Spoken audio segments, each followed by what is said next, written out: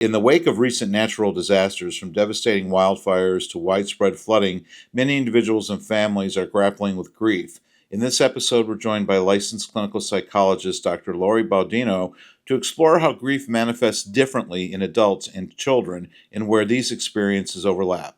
Whether you're supporting a loved one or processing your own emotions, Dr. Baudino offers insights worth listening to. Welcome to At the Forefront, where we explore the groundbreaking innovations and developments shaping the future of aging. We're hitting the road to showcase how older adults are embracing change, staying active, and thriving in their golden years. Here's your host, CEO of Forefront Living, Tim Mallett. Do children grieve differently than adults? I think that the difference is more about the etiquette and what us adults have been maybe informed about or believe we have to be or respond like. And children have a very grand ability to be in the present. So they can be in loss, but also in play at the same time. And they can move in and out in a way. I think we can learn so much from children. And it doesn't mean that I do not believe in distracting children. I think that's a very old concept. I believe in empowering them. So even if they seem okay, it doesn't mean that they're not feeling grief or pain.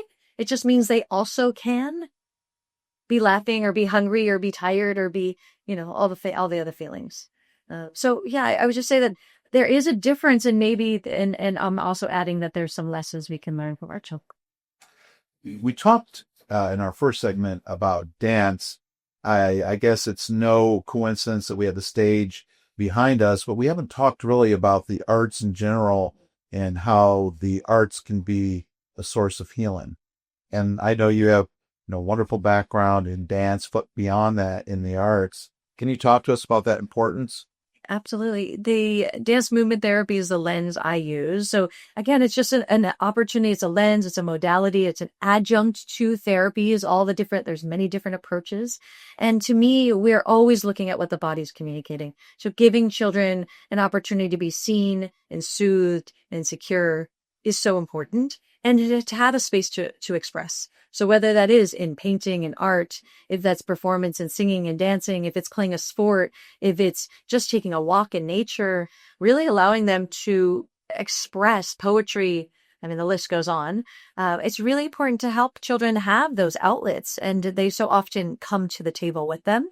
And then we can use what they're already bringing to help them connect to the process. So we're like partnering, we're taking, if it's grief or if it's pain, we're taking those feelings and partnering it with something they feel good about. What's so interesting is that is what we need to do with our nervous system. We want to have intense emotions, but without the difficult trauma of it. So it's kind of like, an example would be like running a marathon, your heart's beating really fast, but you're actually safe. And that vagus nerve, the nervous system, autonomic nervous system knows, oh, I can do this and I can still survive. Versus feeling like my heart's beating so fast, life as I know it is over. We want to play with those ideas to really help integrate them for our children and let them know that they are safe. We're talking about something that so many of us are afraid of, but when I'm talking to you, I see joy and light. I don't see darkness. Can you talk to us about that and where the happiness and joy comes from? Yeah, there definitely is a time and place for the pain in the heart and the heart, and I never want to minimize that at all. And at the same time, I think when we stay in the moment with what's in the moment, not I know we talked about this at our other event too, is like not in the past of like that depression, what happened, and not in the future of what if, but in the present, there is just so much joy. Because in the moment, you are breathing, you are smiling, you are engaging, you are feeling, you are sensing, you are fully this superpowered person, right? So there tends to be a tip towards smiling. And then smiling is quite contagious. So everyone quite feels good, but it's not to dismiss the other feelings. It's just to recognize what is currently happening in that world. You have a connection to the schools too, and to individuals in schools. Mm-hmm. And I'm curious because again, we have had so many things happen there.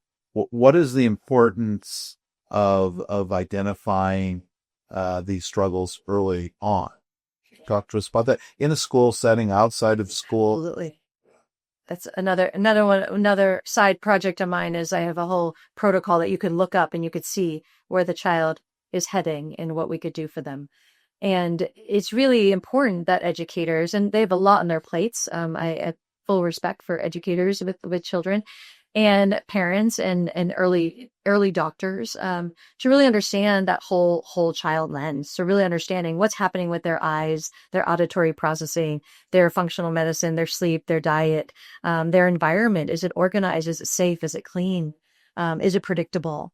And their education, there's so many different ways to learn. Is it meaningful? Is it collaborative? Is it project based? Right? So really having that lens of that, there is so much we could do to foster health, and then getting ahead of it. So when we start to see, I call it actually a true temperature check. It's really knowing that baseline of our children, really knowing what's that mindset like? How does that child tend to think about their lives? What's their perceptions of people? Are they afraid of people? Are they engaging with people? How do they talk? Do they talk in like lengthy, long, endless sentences like I'm doing right now? Or do they, cut people off, right? What's that sound like? And then in their body, what is their body stance? Are they open and postured and smiling? Are they closed off? Are they scrunched up face? What does that look like? And then last is that energy. What's their spirit like? Are they depleted? Which a lot of our kids are today's world. So depleted. Or are they energized? And if we get that baseline early on, then we are able to recognize there's a shift. If Bobby is always energized and all of a sudden he seems depleted, we need to look at that. If this child is always running out and moving their hands, but all of a sudden they're sitting slumped on the bench, what's going on? Right? So we can see those shifts before the crisis happens.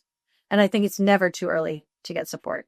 Not because there's something wrong, but because we can learn about ourselves, learn about our children. In an era where everything is being cut and dollars are so precious, there never seems to be enough support in this area. How important are organizations like the ones you volunteer with, like what we see around us?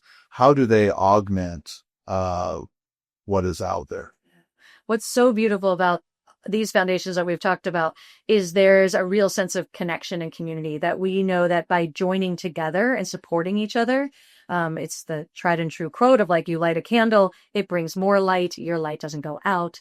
It's really that we all should be working together. And that's the idea even of any of the work I do, is like finding more opportunities to like integrate into these different programs and finding ways to collaborate.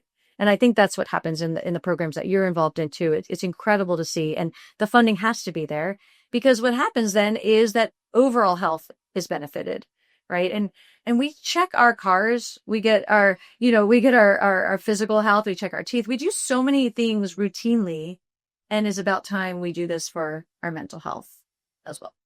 Well, and there are a lot of ways to give. We are fortunate to have, in both areas, in both of our lives, wonderful philanthropic support. But I think you've hit on the idea that you can participate as a volunteer, you can participate as a student, and give back that way. There will be people that are watching us today that are working through grief. They may all be in different stages. Well, what advisement would you give them as they're on their grief journey, whether it's looking for resources or talking about what we're talking about?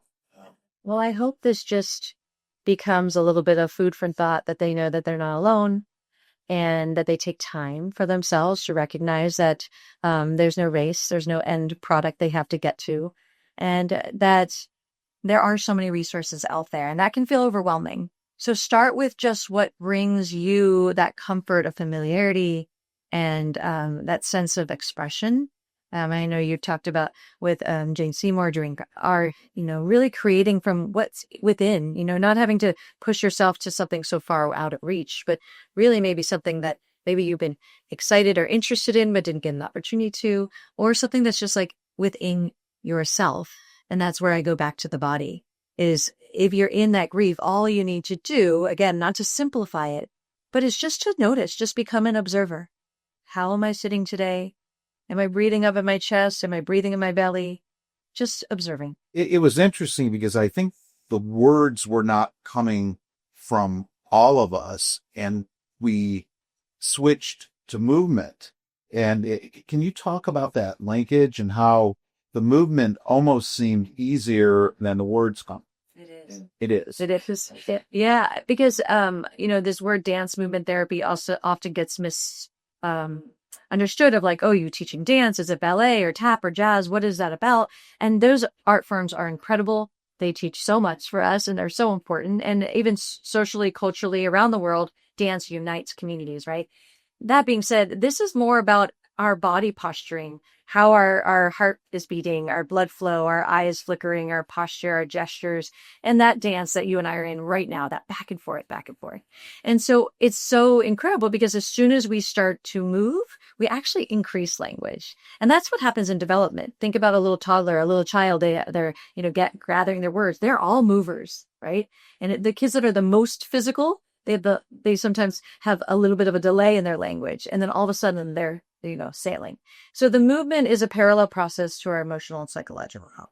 When you hear dance, and then especially me who does not dance and feels that I have two left feet, you conjure up an image of actually dancing or formal dance from ballet to ballroom dancing. That's not really what we're talking about, is it? Yeah, it isn't. I mean, again, that's beautiful. And it absolutely could be part of the therapy. I've certainly had movement sessions with individuals and children and families, and we partner and we dance.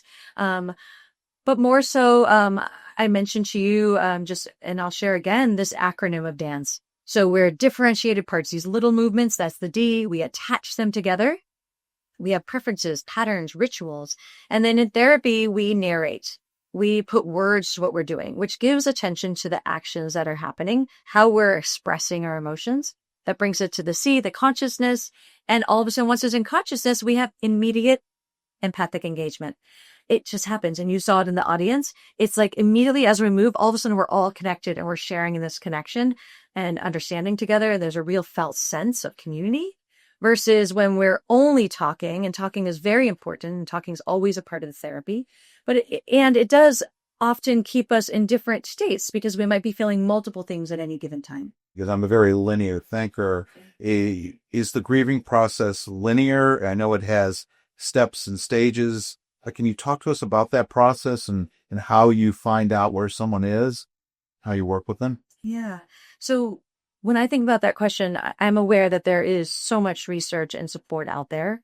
And it's really important to find the therapies or the support systems that you feel are right for you at that moment. And I see it as timing. I always say timing is a measurement in this lens of movement. Timing is the crux of all dynamics, right? We're either moving too fast or too slow. We feel rushed, we feel lazy, right? We have these kind of stigmas around it. So I just would say first and foremost that grieving process is giving the space to know that timing is allowed. Some people go through it really fast and others, take more time. And the beauty about the body is that when we start with grieving, we can start with the body. We could just see where that person is. How are they holding their posture? What's their, movements look like? How are they connecting? And looking at that as like a theme and then joining them there. So we're not trying to take them out of it or change them. We're trying to just stay where they are. And I like to say we kind of speak their language in order for them to then be able to try on or speak our language, try on some more tools in their toolkit of how they can resolve what they're going through or process the grief that they're in. Thank you for watching and listening to At the Forefront. Please remember to like, share, and subscribe to our social pages. We look forward to seeing you next time.